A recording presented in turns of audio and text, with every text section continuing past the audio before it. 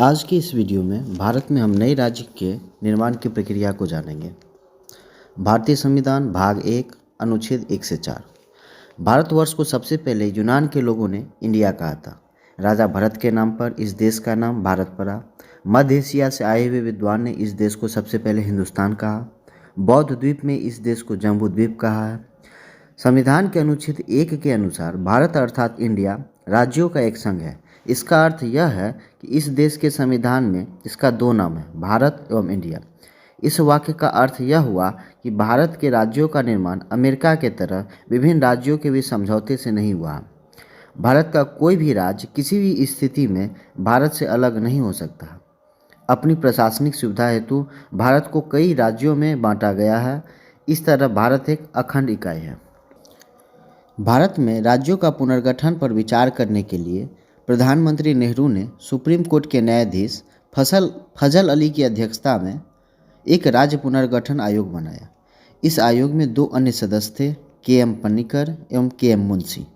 इस आयोग के रिपोर्ट के आधार पर संविधान में 7वां संशोधन किया गया और संपूर्ण भारतीय क्षेत्रों को 3 वर्गों में विभाजित किया गया। पहला राज्य यानी स्टेट, दूसरा केंद्र शासित क्षेत्र यानी यूनियन टेरिटरी और तीसरा वैसा क्षेत्र जिसे बाद में अर्जित या प्राप्त किया जाएगा। इसी आधार पर वर्तमान में जम्मू कश्मीर से अनुच्छेद 370 हटने के बाद भारत में कुल 28 राज्य एवं 8 केंद्र शासित क्षेत्र हैं, जिसका नाम इस प्रकार है: दिल्ली, अंडमान निकोबार द्वीप, लक्षद्वीप, दमन द्वीप, दादर एवं नगर हवेली, पांडिचेरी, चंडीगढ़, जम्मू कश्मीर एवं लद्दाख। दिल्ली एवं पांडिचेरी के पास अपना एक अलग संविधान है। नए राज्यों के निर्माण की बात अनुच्छेद 2 एवं 3 के अंतर्गत किया गया। अनुच्छेद 2 के अनुसार यदि वर्तमान भारत के बाहरी क्षेत्र को युद्ध या समझौते के माध्यम से भारत में मिलाकर नया राज्य बनाना है तब बनाया जाएगा।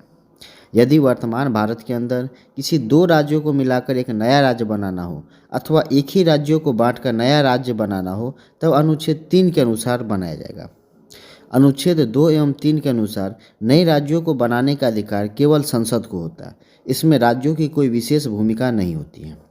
अनुच्छेद 2 के अनुसार ही 1975 में सिक्किम को भारत में मिलाया गया था। सिक्किम एक स्वतंत्र क्षेत्र था। वहाँ की विधानसभा की स्वीकृति एवं जनमत संग्रह के बाद पीएम इंदिरा गांधी के कार्यकाल में 1975 में अनुच्छेद 2 के अनुसार संविधान में 36वां संविधान संशोधन करते हुए भारत का 22वां राज्य बनाया गया। इसके पहले सिक्किम में नामग्याल राजवंश का शासन था। अनुच्छेद 3 के अनुसार नए राज्यों के निर्माण की प्रक्रिया राष्ट्रपति से शुरू होती है। सबसे पहले राष्ट्रपति नए राज्यों के निर्माण से संबंधित प्रस्ताव को उससे प्रभावित होने वाले राज्यों के पास भेजते हैं। राज्यों के विधानमंडल राष्ट्रपति द्वारा निर्धारित समय के अंदर उस प्रस्ताव पर अपने राज्य के विधानमंडल में विचार करने के बाद उसे राष्ट्रपति के पास लौटा देते हैं। तब राष्ट्रपति उस प्रस्ताव को गृह मंत्रालय के पास भेज देते हैं। भारत सरकार राज्य सरकार के प्रस्ताव को मानने या न मानने के लिए स्वतंत्र होता है। गृह मंत्री या प्रधानमंत्री के आदेश पर कोई अन्य मंत्री राज्य के बंटवारा से संबंधित उस प्रस्ताव को संसद में पेश करते हैं। इस पर चर्चा करने के बाद लोकसभा एवं राज्यसभा अलग अलग अपने सामान्य बहुमत यानी आधे से 1 मत से यदि इस प्रस्ताव को पारित कर दे तब नए राज्यों के निर्माण से संबंधित विधेयक पारित समझा जाता और राष्ट्रपति के हस्ताक्षर के बाद नए राज्यों के निर्माण का काम पूरा हो जाता।